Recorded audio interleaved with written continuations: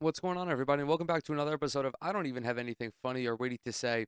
I just love game sevens. As always, I am your host, Zach Cronin, and today, you guessed it, we are going to be talking about the game sevens played by Indiana and New York, and also Minnesota and Denver. The conference finals were officially decided on Sunday with the Knicks playing the early game, with the Knicks and Pacers playing the early game, Denver and Minnesota playing in prime time. Prior to that, of course, obviously, the Boston Celtics dismantled a very undermanned Cleveland Cavaliers team, and the Mavericks pulled off a very impressive victory and upset the Oklahoma City Thunder. Just a few words on that. Luka, spectacular.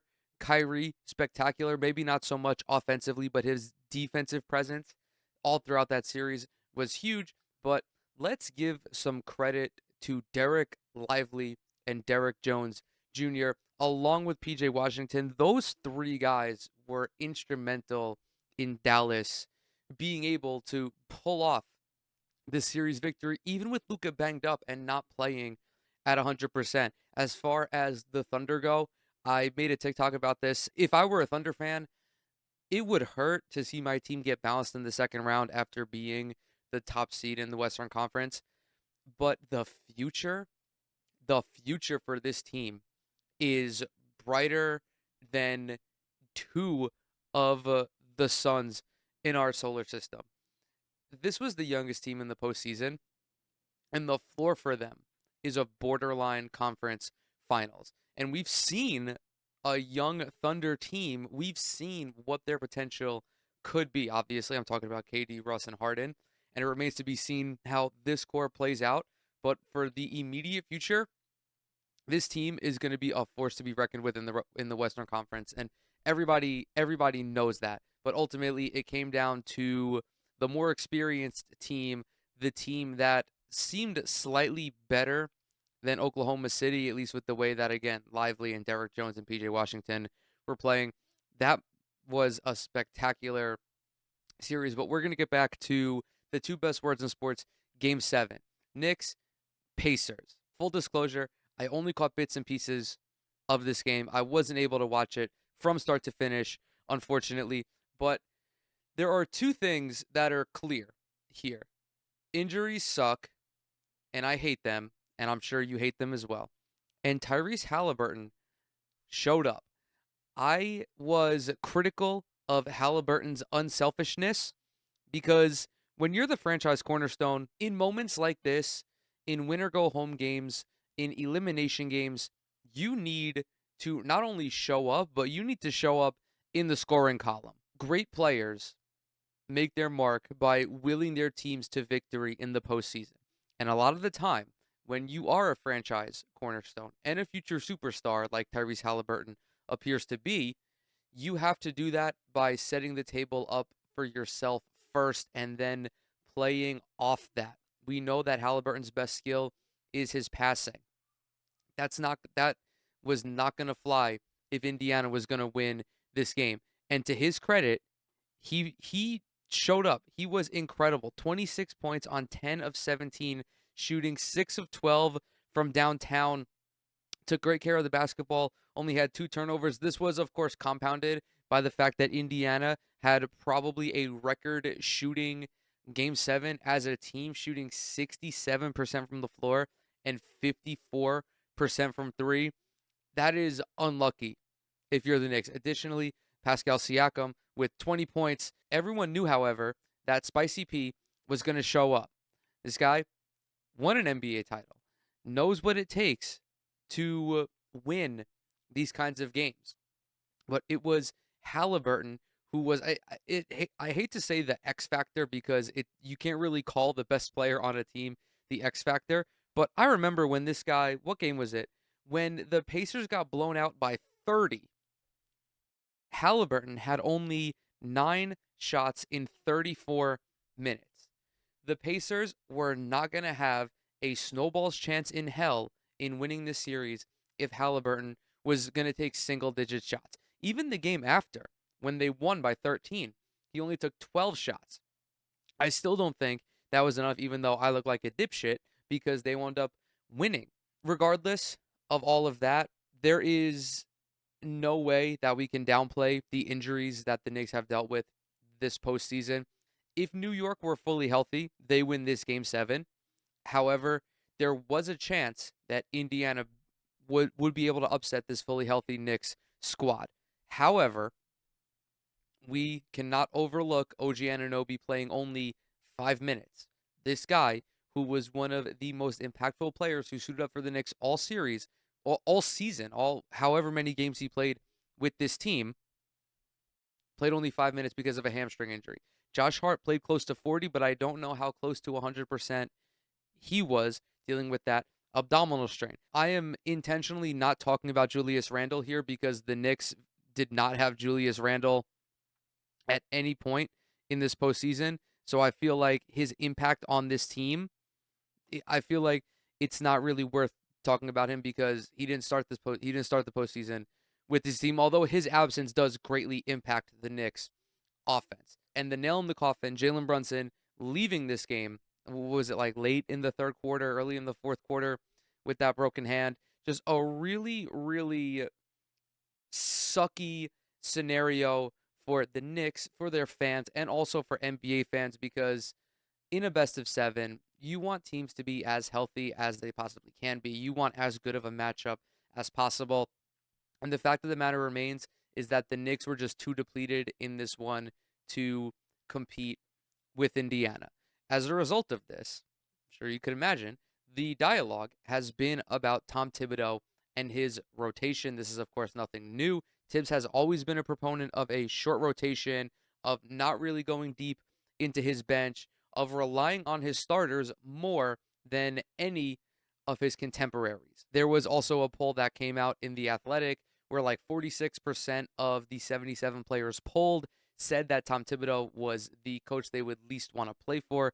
That is, of course, rebuked by everybody on the Knicks who say they love Tom Thibodeau. I think that this debate about the workload is an interesting one to have. However, I don't think that it swings too drastically either way. As far as the players poll is concerned, yes, there is a little bit of Tibbs' coaching style involved, but I think players would overlook that if you're a winning coach. The top 3 guys on that list, and I'm saying this as someone who loves to crack jokes on the Knicks, who likes to crack jokes in general. The top 3 guys on that list were Tom Thibodeau, Doc Rivers, and Monty Williams, who do not have these lengthy legacies associated with winning when it matters. Doc Rivers, Tibbs, fantastic regular season coaches, have 1 title combined between them as head coaches. Obviously, if you talk to the Knicks players, what the fuck do you think Jalen Brunson is going to say? Do you think he's going to come out and be like, yeah, actually, I don't like Tom Thibodeau's practice schedule? Do you think that Dante DiVincenzo is going to hate on his head coach? No, no, that would be stupid. I do, however, think that his insistence on playing his starters all of these minutes is a little bit detrimental. He had 3 guys in his rotation this year average more than 35 minutes per game. It was Randall when he was healthy, Jalen Brunson, and OG Anunoby after the trade. Little caveat here, Anunoby played only averaged 34.9 minutes. I'm going to bump that up to 35 just to deal in rounder numbers here. And many other coaches who made it this far in the playoffs did not. Really, the only one who is similar to Thibodeau in that regard is Jason Kidd, who played Luka for 37 minutes a night and Kyrie Irving for about 35. I don't think anyone on the Nuggets averaged more than 35 minutes. I think Jokic was the closest at 34 and a half, which we can bump up to 35 because I did it for Anunoby. So that's it. 1. Minnesota, I don't think had. Oh no, Anthony Edwards was the only one who averaged over 35 for Minnesota. I think Cat was at 34 and change, so we can bump that up to him as well. However, there are additional factors that need to be considered. When you're in a seeding race down the season, your stars are going to play extra minutes. I think a large part of why Luka was one of the most played guys in the league was the fact that Dallas was not only vying for a play-in berth, but for a playoff berth. And if you want to guarantee your spot in the postseason, yes, you can make the argument that Tibbs' rotation is detrimental to his players because they're just playing unnecessary minutes. The freak injuries, they happen, unfortunately, but you could also argue that if these guys weren't on the court for as long as they were, they wouldn't be as exposed to having these freak injuries. The long story short is that, yes, I think that there is a correlation, but I don't think it is as grand as people make it out to be. I think a larger component of players getting banged up is that the NBA season is too long and guys in general are just playing too many minutes at too high of a level against too good competition. Because when you get to the playoffs, everybody's banged up. The Celtics are without KP. Jamal Murray was dealing with an elbow injury. The Pacers didn't have Benedict Mathurin.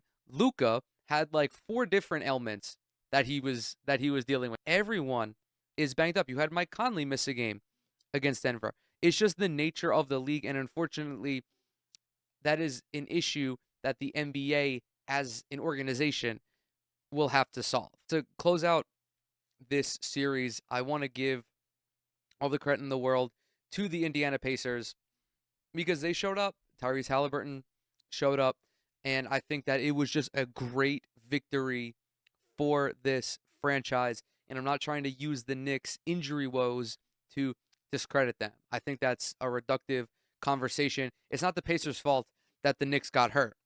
And they could have very easily lost this game. They could have come out and shot 40% from the field and gotten torched by Delaware Jordan, and they'd be on the plane to Cancun. That would actually probably be the worst outcome because then the Celtics would have to face a Knicks team in the conference finals without probably their 3 best players in Brunson, Randall, and Anunoby. And at that point, I think the Eastern Conference Finals would just be unwatchable. Following that game at 8 p.m. Eastern was maybe the most highly anticipated series finale of these current playoffs. Minnesota versus Denver. One of the goofiest series of all time. That series was like everybody was cloned. On each team, everybody was cloned. One of the teams one night would have their actual players, and the other team would have the clones. I don't understand how 2 teams that are as talented as Denver and Minnesota, who match up so well with one another, were only getting blown out. I'm sorry. There were 3 single-digit finales mixed in with a 26-point defeat, a 27-point defeat, a 25-point defeat, and a 45-point defeat. Ridiculous. Game 7, however, far and away the most entertaining of the 3 games, but that game was also on track to be a blowout. Minnesota was down 20 points. There was a 28-point swing for them to win this game. I just got done talking about how Tyrese Haliburton needed to have a huge game, needed to step up for the Pacers to win Game 7. And then you look at this box score, Anthony Edwards, 6 of 24, 2 of 10 from downtown, finished with 16 points. He appropriately, during the post-game press conference, called himself trash because he was trash that game offensively. However, he found other ways to impact the game and contribute to winning. 8 rebounds, 7 assists, and 2 steals. More importantly, only 1 turnover and 2 fouls. What's not listed in this box score is how he clamped Jamal Murray for the entire second half. First half, Jamal Murray saw the Minnesota Timberwolves as the Minneapolis Lakers. He went back in time 60 years to reactivate. Scored 24. Ant picked him up as a new assignment, and I think he shot like 3 of 8 guarded by Ant in this game. For the series overall, Anthony Edwards, as Jamal Murray's primary defender, limited him to 30% shooting. Now, Murray has not been particularly great throughout these playoffs. In fact, it was a horrific performance compared to what we saw last year for him to average like 18 points on 40% shooting. That was not going to get it done for the Denver Nuggets. Additionally, you got great production from they got KD, but we got Jaden McDaniels. 23 points on 7 of 10 shooting. Karl Anthony Towns was the best player on the court for Minnesota. 23 points on 8 of 14 shooting. He also did a pretty decent job of D'ing up Nikola Jokic. Him and Naz Reid took the challenge of guarding Jokic, but what that did was allowed Minnesota to play the style of defense that allowed them to get this far, where you take a more athletic, a better isolation defender, put him on the opponent's best big, and allow Rudy Gobert to float and allow everybody else to play off of Jokic's passing. I don't recall if they were doubling a lot throughout this game. That was something I felt that they shouldn't have done for long stretches, only because once Jokic opens up as a passer, it's pretty much impossible to defend the Nuggets. But very, very solid defense by Karl Anthony Towns. And this is how Minnesota crawled back into this game. The Nuggets, after this game, are 0-12, 0-12 or 0-13, I think 0-12, when scoring under 100 points. They simply do not have a good enough defense to win these grimy basketball games, especially when they're going up against the best defense in the NBA. They just don't have it. Their defense is very good. It was good enough to allow them to be among the championship favorites, but against this team, against the Timberwolves team that is constructed explicitly to counteract Denver, they were never going to win these slugfests. Their only hope was to put points on the board. And unfortunately, with how Jamal Murray played in the second half, that was not going to happen. With how Michael Porter Jr. shot the ball throughout this game, it was not going to happen. Him and KCP were a combined 2 of 10 from 3. The only Nuggets to score more than 5 points were Jokic, who had 34, Murray, who had 35, and Michael Porter Jr., who had 7. I think Denver just got unlucky. It really is that simple. They had all of the momentum, but it doesn't matter how much momentum you have. At a certain point, things are just not going to go your way. And I knew that was the case when Rudy Gobert hit that turnaround fadeaway with the shot clock winding down. This guy threw up a Peter Griffin-ass jumper, and it went in. At that point, you could almost feel things change. Minnesota's intensity kicked up 1,000. It started with Anthony Edwards at the point of attack. I really don't think I can stress how spectacular this kid is. I already made a video on him and the Timberwolves after they dismantled the Phoenix Suns. But Anthony Edwards, he looks like he's going to be the future second best player in the NBA. And I only say second best because Wemby exists. He is that much of a difference maker at 22 years old, being able to touch every facet of the game and make a noticeable difference at this age is ridiculous. And now Minnesota is going to a Western Conference final led by this 22-year-old. It's remarkable. We do have to talk about Nikola Jokic and how he did everything in his power to prevent Denver from collapsing. 34 points, not very efficient by his standards. 13 of 28, actually shot worse than Jamal Murray. 2 of 10 from 3 as well, but 19 rebounds, 7 assists. This was a spectacular performance from the best player in the NBA, and I fortunately I haven't seen anyone criticizing Jokic for this performance because he was the only guy keeping the Nuggets in this game. But the way that Minnesota defended Denver down the stretch, neutralizing everybody else, basically telling Cat and Naz Reid that you're going to guard Jokic straight up. If he makes shots, he makes shots, but we're not going to let MPJ get into rhythm. We're not going to let KCP get into a rhythm. That was probably the best defense, some of the best defense that they have played all series long. Furthermore, Denver's lack of depth really came back to haunt them. I didn't think it would be this bad, but their bench was not up to the task. I'm going to rant a little bit. There's been talk about Boston's easy path to the finals. And I hate when people bring this up because When you're the 1 seed, your path to the finals is going to be as easy as possible. That is why seeding exists. So that way the better teams get more favorable matchups. However, there is something to be said about how shit the Eastern Conference is. Collectively, the Eastern Conference is ass. And especially compared to the Western Conference. The number 1 seed in the Western Conference had to go up against Luka Doncic and Kyrie Irving.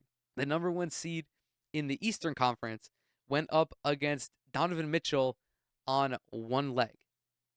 Obviously, these are just statements. There is context associated with it. But it really is shocking to see how Boston has been so unchallenged throughout these playoffs. However, Boston is doing what you would expect of a team as elite as them to competition that is as inferior to them as the Heat and the Cavaliers have been. They have decisively won these series in 5 games apiece. They are still, on paper, one of the 2 best teams in the NBA. I believe they're championship favorites at the time of this recording. I can't say. I would say them and Minnesota are probably going to meet in the finals. Well, I know that Boston is definitely going to the finals. Although maybe because I was 0 for 2. I was 0 for 2 on my game 7 picks. Maybe if I pick Boston, we won't have to see them in the finals. That would be a sight. That would also be very detrimental to what the fuck? I don't think I got it.